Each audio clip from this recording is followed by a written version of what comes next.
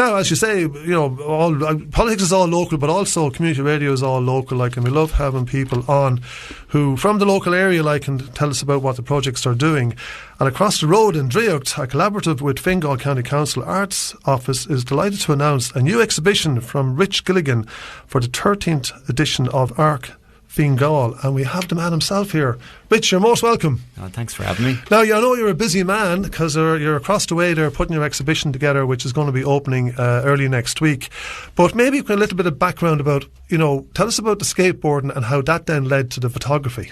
Sure. Well, I grew up in Cllr, and so this is my stomping ground of where I would have first gotten into skateboarding, and early on. Before I would have ventured off into the city as such, we had our spots all around Blanchardstown. So there was the back of the car park in Super Quinn and the credit union. They were our spots we would skate. And then also in St. Francis Xavier's School, where I went to anywhere where basically there was smooth ground, we would make the most of it. Yeah, my son skateboarded now that I think about it, but I don't know if he was mixing with yourself, but he was a certain age now, all right. So we'll talk about that later. Yeah. But of course now we have the skateboard park in Millennium. Yeah, I know, I'm kind of a bit jealous. I wish that was there back So the skateboarding then, and how then the photography? Did you just start taking photographs of skateboarders? Or? Well, yeah, I suppose it would have been looking at...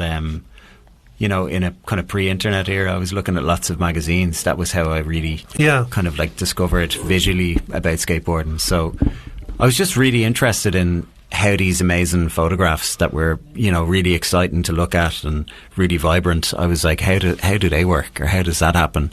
And the other thing as well, I was always, I've always loved music, and particularly album artwork.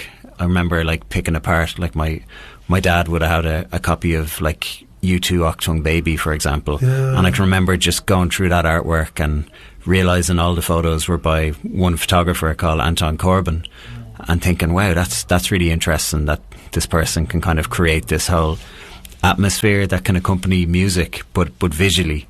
So I guess when I was about 15, I got a job in Blanchardstown Castle, well, in the golf. I was basically Beck wedding venue. Yeah, Beck, exactly. It wasn't at that, but no, I was digging weeds out of the greens. Okay, right. So I was start somewhere. Yes, and I remember saving up the money, and in a funny way, I actually saved up the money, and I bought my very first camera in the Blanch Centre in the camera shop downstairs. And once I got that was I think because I'd put in the graft to get it, I really was excited about trying to make photos. So I started to just photograph my friends, and all that stuff happened in and around here. So, and did that just lead on then to getting noticed or becoming? No, I mean, it's very gradual. I basically, when I finished school, I applied for a PLC course, which I did in Sallynoggin Senior College, and that was essentially like a portfolio course. And then through that, I ended up building a decent enough portfolio that I applied for a degree in documentary photography that was in Newport in Wales. So then I went over there and did that for 3 years, and then just kind of along the way, slowly my skateboard photos started to get better. And I started to get work published in some UK magazines and some American magazines, and then after I finished college, I went to London and worked as an assistant for a few different photographers for a few years, and kind of just that's almost like doing an apprenticeship. Yeah, that's what I was thinking in my head, because this is fascinating stuff for me to learn, that photography. Even when you mentioned about going to college, in Wales, because I was thinking, well, there's definitely no college here in Ireland doing that. Whatever about art. But then you're working your way into it, and then, because when you see documentaries of photographers, there's always these people buzzing around in the background, giving them the cameras and stuff like that. Is that how it does? Is that how you get into it? No, it's not as glamorous as that at all. It's kind of, it's it's like anything. It's graft. And it's when I say I worked as an assistant, as glamorous as that sounds, in reality, that was me sweeping up and making cups of tea, but also at the same time taking it all in, and watching how people, understanding lighting in studio settings, and then also very basic people skills in terms of how do you get a client, how do you invoice someone, how do you all those kind of practical things, and Yeah, but it's also like, I mean, talk about the art, right? Like because it is an art, because you're obviously doing it on a professional level. But it's they talk about that moment or that picture or that look or that light, and I know, like, and we can touch upon it like that as time has gone on. Then you've gone into the other sphere, like taking portrait photography, but still, like, it doesn't have to be completely set up. It's just waiting for the. Yeah, I mean, I guess probably partly because my background is in documentary photography, that's something that I've kind of carried with me. So even in lots of my portrait work or commissioned work or fashion work, I like things to feel kind of authentic and to not feel overly set up. So it's more like I just enjoy like observed portraits, if that makes sense, as opposed to things feeling very stylized or very set up. I like things to feel like maybe they're just like this moment in time where you capture someone with their guard down. Actually, as you're saying that now, I don't know if you're aware of this, but there's a famous portrait of Winston Churchill. Okay. Where he's got his scroll on. He's got that. Oh, I know the. Yeah. You know the one. Yeah. You know how it came about. No. He was trying to get him, and I can't even think of. You probably know the photographer, right? And Winston just wasn't having it. Like he was too busy, man. You know, and he had the cigar in his mouth. Okay. And the man says, "Take the cigar out." I said, "No, I'm not going to do that." And apparently, he swiped it out of his mouth, and he did the look. Okay. And that's I mean, I guess that's part of it, is being able to tune into these moments. Yeah. And so anyway, so obviously you've done your apprenticeship, you're getting professional, and you're here now. But there's a term that I came across: expanded photography. Can you explain that to me? Yeah, I suppose that's directly in relation to the exhibition. Yeah. So the show is opening next week. It's called The First Draft in Draíocht, and expanded photography I guess it's an idea that I discussed with Linda Shevlin, who's the curator who I'm working on with the show. And I think when she first spoke to me about doing the show, and when I got the commission from Fingal, which was just such a blessing, and that's something that started maybe like 4 years ago. Okay, right. Directly through Sarah O'Neill from the Fingal Arts Office. I was commissioned to do portrait work for them. And it just kind of slowly led to this moment. But I suppose it's like expanded photography. Really, all I'm trying to do is push myself out of my comfort zone in terms of not just doing another show where it's a white cube with framed images on the walls. I've created video works, okay, right, and I've also created these soundscapes that accompany these videos. So the idea is that when you walk into Draíocht, you're not. It's maybe unexpected in terms of there's going to be soundscapes happening. So even if you're in different corners of the gallery, you're going to feel these different, like you can hear and feel these different atmospheres, and it all somehow feeds back into the images. Okay. So it's almost like trying to treat the exhibition as like I'm creating an atmosphere. Okay. Right. Almost in a way where you would with a film, like cinematically with films. That sense of like where you're immersed in something. Okay, and this exhibition, the photographs, or some of the photographs, if not all of them, of it, like, are these historical? These are from. It's 20 years of my archive. Yeah. So like probably the earliest picture in it I would have shot when I was like 16. But then all the video works and the sound works that are in it, they've all just been made within the last 2 years. Yeah. So a lot of it's about, it's me reflecting on the past, but also responding to that with these new works that kind of work in tandem with the older pieces. So it's been just fascinating to delve into the archives, and I've found so much work that I probably would have dismissed back in the day. Maybe just with time you're able to kind of tune into things in a different way, and we're also doing a book. I'm working with this amazing graphic designer David Smith from Cllr, so we're able to produce this book that will launch in March. That works kind of. It's basically like it's all the work from this show, but it'll be a deeper dive into the archives. Yeah, and I'm looking at the photograph here, which is in the Draíocht brochure, and it's there's three lads in the foreground, and then there's what to me like a bonfire, and to me, like, looking at that, I mean, there's obviously that's just a photograph. There's no.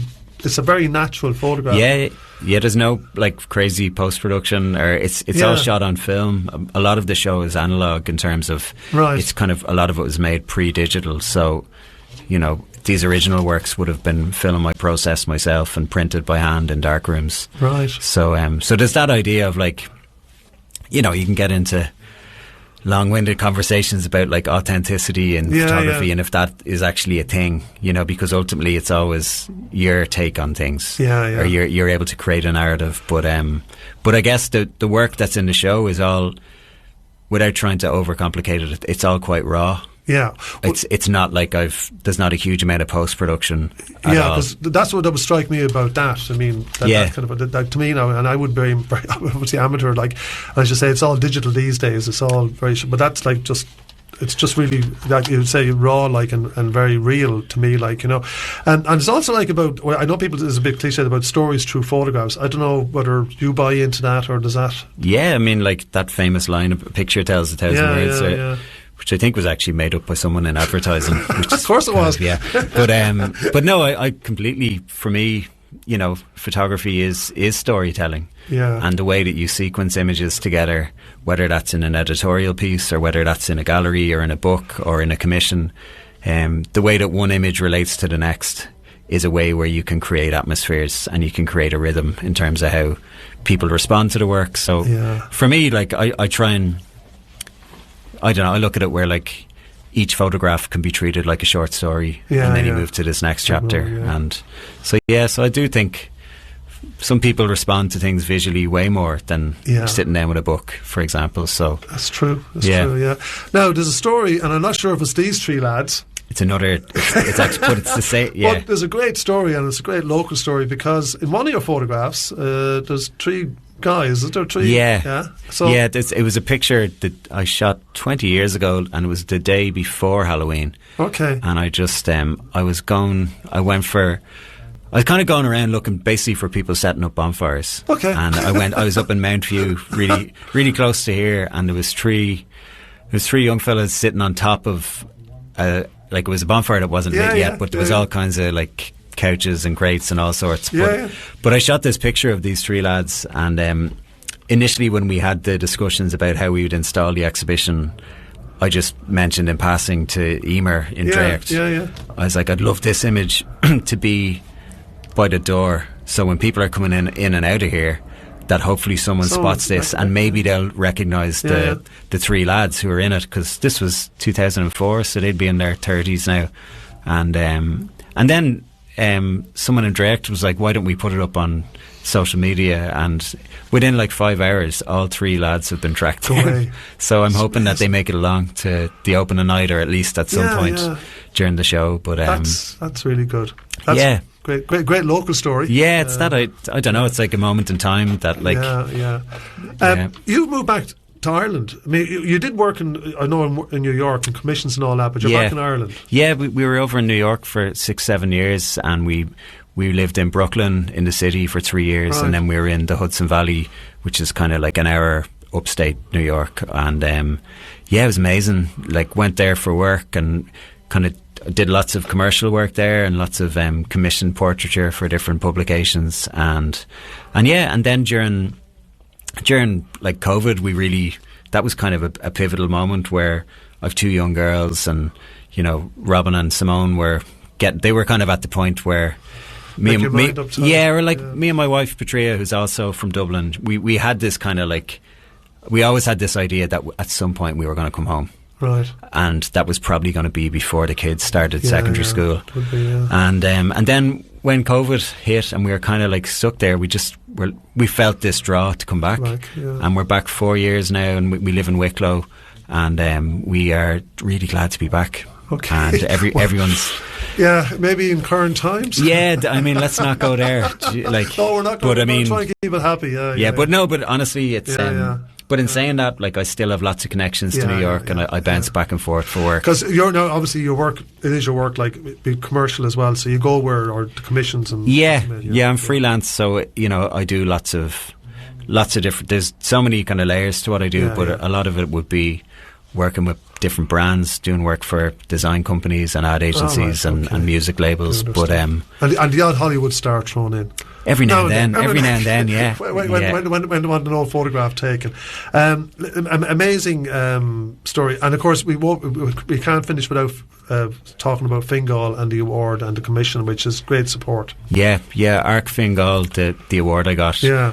It's been like, it's just been so incredibly helpful in my practice in terms of like I actually was able to hit pause at certain points over the last kind of 2 to 3 years where, you know, because I'm freelance, it's like, you know, when work comes in, I kind of have to take it. It's like make hay while the sun shines. So with this award, it basically was funding that enabled me to take these moments where I could actually stop, hit pause on like work and just delve into getting the exhibition together. So it's just been incredibly I just feel really grateful and really, really lucky that I was able to get it. And Sarah O'Neill from Fingal Arts Office, she's just been so supportive, and it feels like from our very first conversations about this, it's kind of snowballed and it's gotten momentum.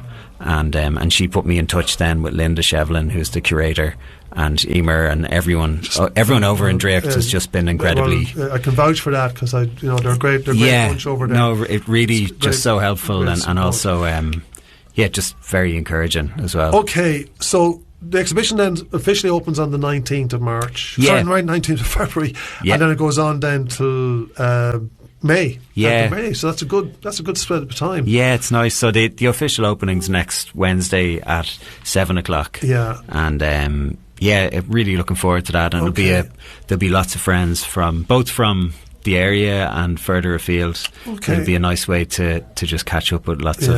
And it's, as you said, it's great to have you here. Local, like I said, in terms of local being, to talk about somebody that has actually, done this kind of stuff and, chose to come over here and have the exhibition here as well, where it all kind of started many years ago. With the skateboards and everything else.